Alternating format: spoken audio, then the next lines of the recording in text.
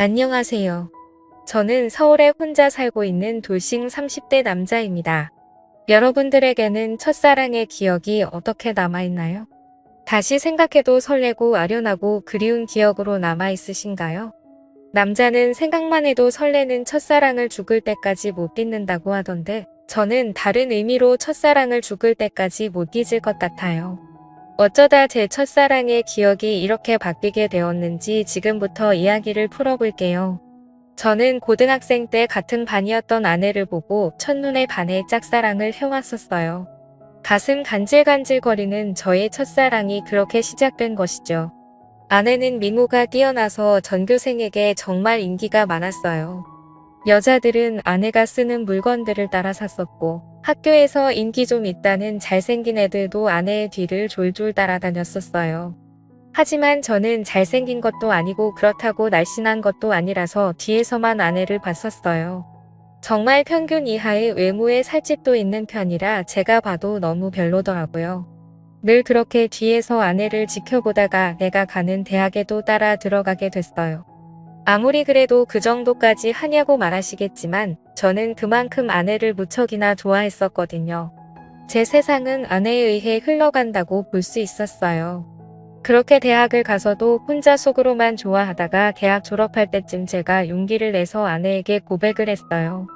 한이야, 친하지도 않은 내가 이렇게 불러내서 당황했지. 졸업하기 전엔 꼭 너한테 하고 싶은 말이 있어서 불렀어. 나 너 좋아해, 현이야. 나도 알고 있었어. 고등학생 때부터 뒤에서 계속 나만 보던데 어떻게 몰라? 다른 애들은 나랑 얘기 못해서 안달이었는데 넌 끝까지 쳐다만 보더라. 아, 알고 있었어. 다른 애들은 다 잘생기고 이쁜데 난 너무 못생겼잖아. 그래서 너한테 말을 걸 용기가 없어서 그냥 뒤에서 쳐다만 봤어. 차라리 말을 걸지 그랬어. 뒤에서 쳐다만 보면 얼마나 무서운 줄 아니? 장난이야. 오히려 다른 애들과는 다르게 특이해서 자꾸 눈길이 가더라고. 아, 그랬어? 그럼 계속 특이한 애로 남게 오늘도 말 걸지 말 걸 그랬나? 나 근데 정말 너 좋아해. 대하까지 따라올 만큼 진짜 진심으로 좋아해. 대하까지 따라온 거야. 내가 뭐라고 이렇게 좋아해 주는 거야? 나 정말 별거 아닌 사람인데.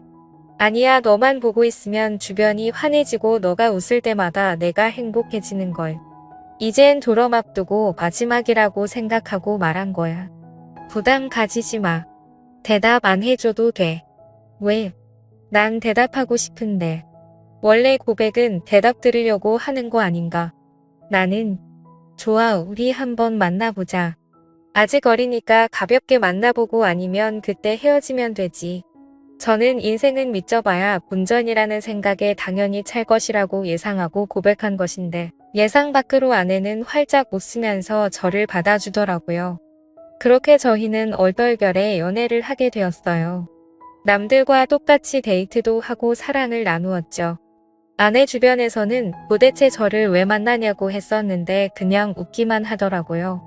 저는 이유가 뭐든 지금 아내와 사귀고 있다는 자체가 행복해서 아무런 상관이 없었어요. 그리고 졸업을 하고 저는 운 좋게 대기업에 취업을 하게 되었어요. 아내도 대기업에 계속 이력서를 넣어보는데 서류 전형은 대부분 합격을 하는데 저보다 자격증이 많이 부족해서 그런지 최종 면접에서 항상 떨어지더라고요. 결국은 대기업은 포기하고 중소기업에 취직을 하게 되었죠. 위로가 전혀 안 되겠지만 그래도 아내에게 취직 축하한다고 맛있는 것도 사주고 아내가 평소 갖고 싶어 했던 지갑도 축하 선물로 사줬습니다. 아내는 저의 응원을 받고 힘을 내서 열심히 회사를 다녔어요. 제가 어느 정도 직급이 올라갔을 때 아내에게 결혼을 하자고 했어요. 아내는 망설임도 없이 단칼에 제 청혼을 거절하더라고요. 아직 직장이 변변치 못하다면서 자신이 당당해질 수 있을 때 결혼을 하고 싶다고 했었어요. 아무것도 없는 나랑 결혼하고 싶다고 해줘서 너무 고마운데 아직 내가 직장이 변변치 않아서 지금 결혼하기엔 너무 미안해. 그럼 내가 싫어서 거절하는 게 아니라 직장 때문에 거절하는 거야? 직장이 무슨 상관이야? 우리 둘이 잘 살면 되는 거지. 그래도 직장이 좋아야 월급도 많이 받고 우리가 걱정 없이 살 거 아니야. 너 월급에 비하면 내 월급은 너무 작잖아. 나는 내가 내 앞에서 당당해질 수 있을 때 결혼하고 싶어. 그래도 너가 안 버는 것보단 낫지. 우리 둘이 같이 벌면 괜찮아. 그리고 나 혼자 벌어도 너 하나쯤은 먹여 살릴 수 있어. 아내가 저보다 못한 직장에 다닌다고 스트레스 받는 것 같아서 괜찮다고 다독여줬어요. 아내는 제가 대기업에 다니니까 확실히 제 월급이 자신 월급보다 많다는 것을 알았지만 정확히 얼마나 되는지 모르는 상태였거든요. 그래서 저는 아내에게 이 정도의 월급을 받고 있으니 결혼해도 문제가 없다고 설득했죠. 제가 자신보다 2배 넘게 받는다는 것을 듣고 놀라더니 고민을 하는 것 같더라고요. 계속되는 저의 설득 끝에 아내는 긍정적으로 생각이 바뀐 것인지 제 청혼을 받아주었어요. 제가 이렇게 결혼을 서두르게 된 이유는 회사에서도 아내가 인기가 많은 것 같더라고요. 아내가 종종 회사에서 치근덕거리는 남직원이 있다고 얘기를 꺼낼 때마다 다른 남자들이 더 이상 치근덕거리지 않게 얼른 결혼을 해야겠다는 마음을 먹게 됐죠. 저는 그렇게 힘들게 아내와 결혼하는데 성공했습니다. 저희는 결혼한 지 2년이 지났는데도 자식 없이 여전히 둘이서 신혼생활을 보내고 있어요. 사실 아무리 노력을 해도 아이가 저에게 찾아올 생각을 하지 않더라고요. 아내와 저는 아직 젊으니까 조급해 하지 말고 아이가 찾아올 때까지 천천히 기다려보기로 했어요. 그러다 결혼 3년 차가 되었을 때 아내가 임신을 했더라고요. 저희 부모님은 아들이든 딸이든 상관없다며 너무 수고했다고 고맙다면서 아내의 손을 꼭 잡고 오셨어요. 아내도 어머니의 눈물을 보고선 살짝 눈가에 눈물이 고였더라고요. 며느리 아끼는 시부모님 덕분에 낙동강 오래할 신세가 된 저만 힘들어졌었어요. 아내 회사가 중소기업이어도 설립자가 여성분이어서 그런지 복지가 대기업 못지않게 좋더라고요. 아내는 일을 하면 스트레스 받을까봐 아이를 위해 휴직을 하고 집에서 쉬고 있었어요. 혹시나 쉬면서 집안일이라도 할까 어머니께서 집에 오셔서 아내 대신 집안일을 다 해놓고 가시더라고요. 저도 퇴근하고 오면 어머니의 잔소리를 듣고 아내의 시중을 들기 시작했고요. 아내 시중을 들면서도 저는 태어날 아이 생각에 하나도 힘들지 않았고 행복했어요. 저희는 아들, 딸 구애받지 않으려고 병원에 검진을 가도 성별을 알려고 하지 않았어요. 출산하고 아이를 보러 신생아실에 갔는데 아내를 아주 속 빼닮은 귀여운 딸이더라고요. 엄마를 닮아서 그런지 아이의 얼굴이 벌써 완성형이라고 호들갑 떨었다가 아내한테 주책이라면서 벌써 딸바보 됐냐고 등짝 한 대 맞았네요. 아내 손이 매운 편인데 저는 그날 아무리 맞아도 아프지가 않고 오히려 간지러웠어요. 이래서 다들 딸 낳으면 딸바보가 되는 건가 보다 싶더라고요. 딸이 태어난 지 이제 1년이 넘어가기 시작했을 때 저는 집 앞에서 충격적인 장면을 목격하게 됐습니다. 제가 직급이 올라가면서 회의다 뭐다 여기저기 불려다니다 보니 정시 퇴근하는 아내가 항상 저보다 먼저 집에 와 있었어요. 그런데 제가 몸이 안 좋은 것 같아서 회의에 참석하지 못하고 집에 바로 온 적이 있었어요. 차를 주차하고 내리려고 가방을 챙기는데 어떤 차에서 내리는 아내가 보이더라고요. 아내는 운전면허가 없어서 항상 제가 데려다 주거나 대중교통을 이용해서 출퇴근을 했었거든요. 저는 처음엔 동료가 데려다 준 거라고 생각하고 신경을 쓰지 않으려고 했었어요. 그런데 아내가 집에 들어가려고 할 때 남자가 차에서 내리더니 아쉽다는 듯 아내의 손을 잡더라고요. 저는 내리려고 손잡이에 올린 손을 떼고 그 모습을 어처구니 없이 쳐다보고 있었어요. 아내는 남자를 보면서 웃고 있고 남자는 잡은 손을 앙탈 부리듯이 흔들고 난리도 아니더라고요. 다른 사람이 보면 그 둘이 부부인 줄 알겠더라고요. 하필이면 제 차가 입구 정면에 주차하고 있어서 제 블랙박스에 그 장면이 그대로 다 찍혔었어요. 저는 차 안에서 나오지 않고 아내가 들어간 후에도 그 장면만 계속 돌려보고 있었어요. 잘못 생각한 거라고 현실을 부정하려 했지만 보면 볼수록 외도가 맞는 것 같아서 화가 나더라고요. 더 확실한 증거를 잡아야겠다는 생각에 저는 집으로 바로 들어가지 않았어요. 차 안에서 쉬다가 원래 제가 퇴근하던 시간에 맞춰서 집에 들어갔죠. 아내가 웃으면서 저한테 왔냐고 말하는데 온몸에 소름이 돋았어요.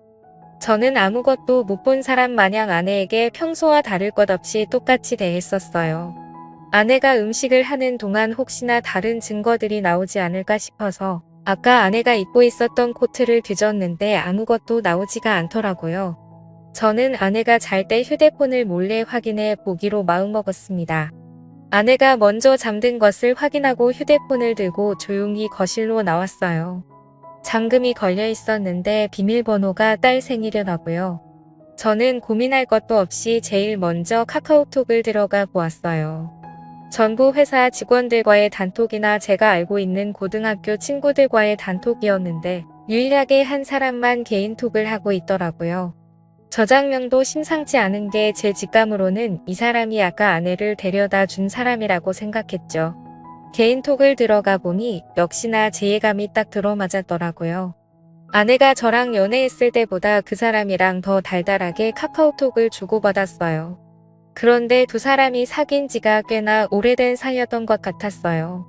같이 데이트하면서 찍은 음식 사진에 남자가 살짝 걸려있는 사진들과 대놓고 찍은 커플 사진들도 있길래 모조리 제 휴대폰으로 옮겨 놓았어요.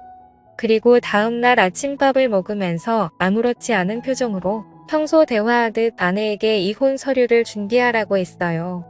아내는 잘못 들은 건가 싶은 표정으로 갑자기 무슨 소리냐고 하더라고요.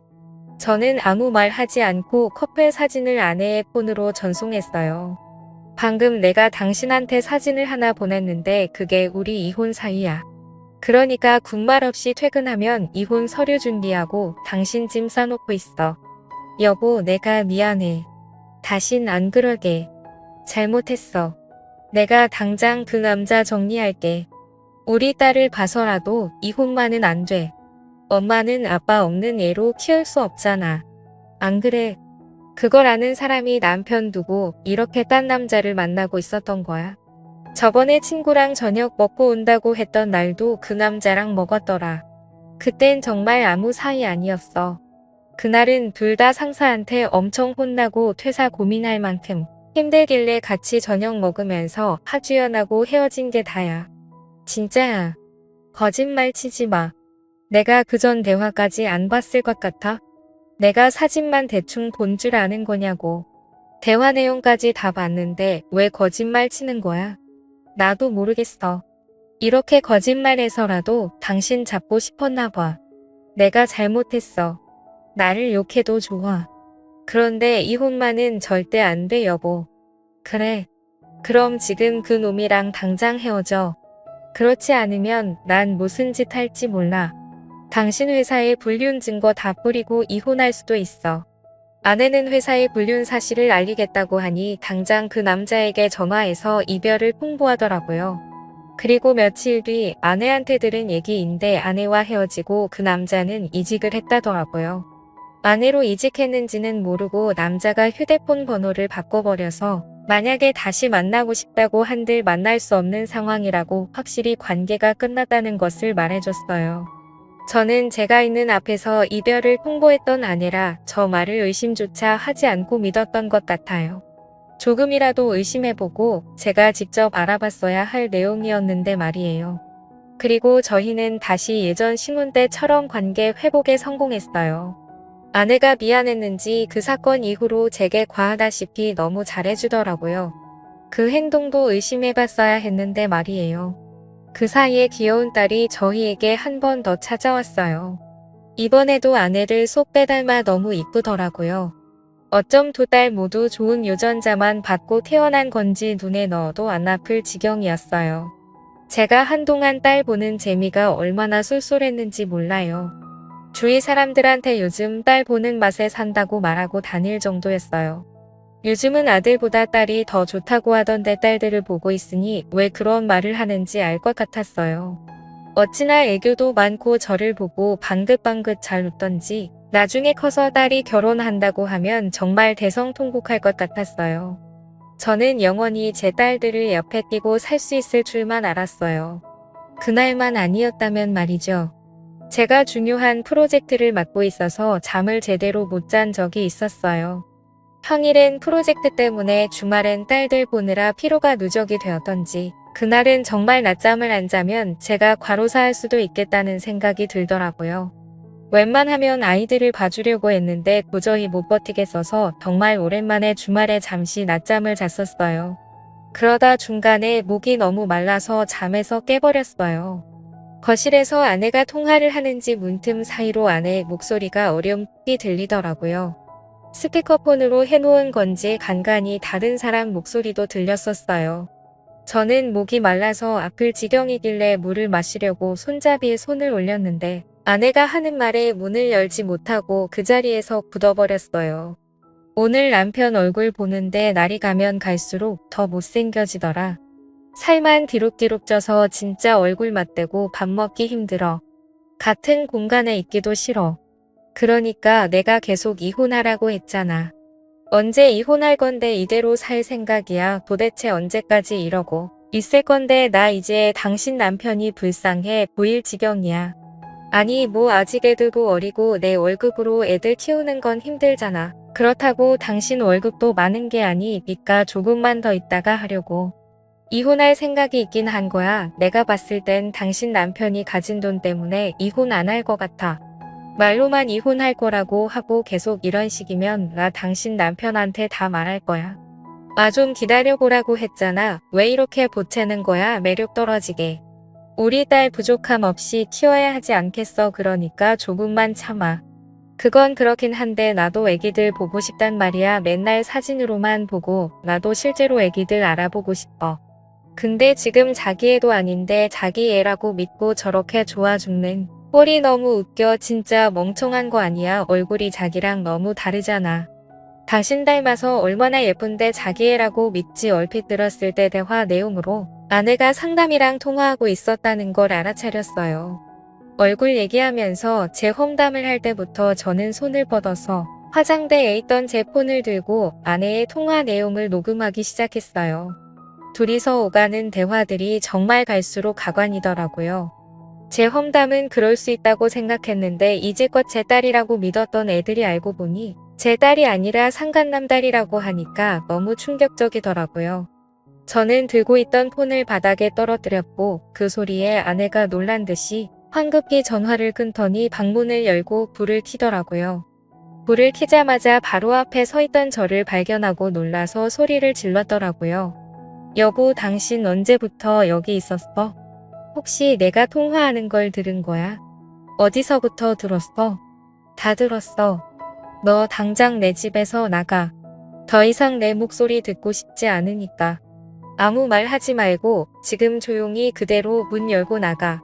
여보, 이거 오해야. 내 말 좀 들어봐. 당신이 지금 어디서부터 뭘 들었든 다 오해야. 그러니까 이거 드라마 얘기야. 내가 요즘 보는 막장 드라마 있는데 그 얘기하는 거였어. 내가 방금 분명히 당신 목소리 듣고 싶지 않다고 말했을 텐데. 나가 안 나가. 못 나가겠으면 내가 나가게 만들어줘. 아이들 데리고 당장 나가. 여보, 내가 정말 미안해. 나 여기서 절대 못 나가. 한 발자국도 안 나갈 거야. 여기서 나가면 정말 갈 곳이 없어. 그러니까 제발 한 번만 봐줘.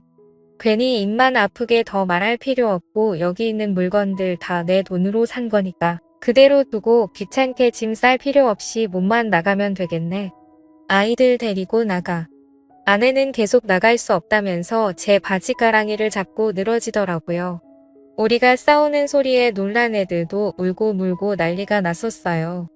제 애가 아니라는 말을 들으니 더 이상 애들이 울든 말든 달래주고 싶지가 않았어요. 아이용품은 우리 집에 둬봤자 필요가 없으니 대충 애들 짐만 챙겨서 아내 손에 쥐어줬어요. 아내는 제가 쥐어진 가방을 던지고 못 간다면서 바닥에 들어 눕더라고요. 제가 경찰에 전화하는 신용을 하니 아이들을 데리고 나갔어요. 알고 보니 아내는 전에 저한테 들었던 그 상간남과 계속 만나고 있었더라고요. 저번에 헤어졌다는 말도 거짓말이었고 일찍을 했다는 말도 전부 거짓말이었어요. 그렇게 저를 속이고 둘은 뒤에서 만남을 이어갔던 거예요. 아내의 자식이라고 믿었던 딸들도 그 남자와 아내 사이에서 낳은 딸들이었던 거죠. 지금까지 저와 자신 사이에 아이를 낳고 싶지 않아서 피임약을 복용하고 있었더라고요. 아내는 상간남이 가진 게 쥐뿔도 없었는데 단지 얼굴 하나만 보고 만난 것이었어요. 저랑은 그저 돈을 많이 버니까 돈 때문에 계속 만나다가 결혼까지 하게 된 것이었죠. 아내는 모든 사실을 알고 바로 변호사 선임해서 이혼 소송과 상간남 소송을 했어요. 아내와 상간남은 제게 당장 줄 돈이 없다고 미안하다고 빌더라고요. 여보, 내가 잘못했어. 당신이 이혼하라면 이혼해줄게. 우리 소송까지는 하지 말자. 그래도 같이 살아온 세월이 있는데 합의 이혼으로 끝내면 안 될까? 정말 죄송합니다. 용서받지 못할 짓 한 거 알아요. 그치만 소송만은 하지 말아주세요. 모아둔 돈도 없어서 당장 위자료 줄 돈이 없어요. 이렇게 부탁드립니다. 이렇게 될 거라고 예상을 못했나 봐요. 제가 저번에도 용서하고 넘어가 주니까 이번에도 사과하면 그냥 넘어갈 줄 알았어요. 저 절대 고소 취할 생각 없습니다.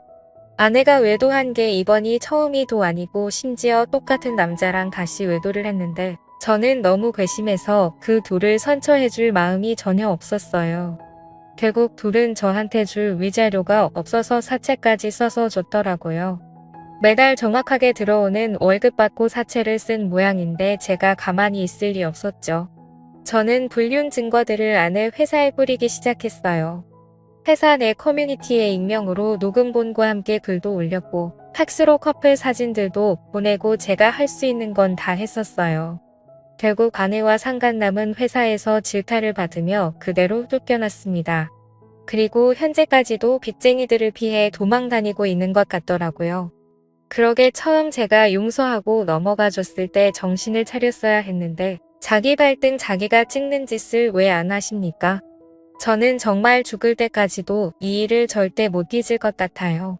다시는 결혼할 생각도 그렇다고 연애를 할 생각도 전혀 없어요.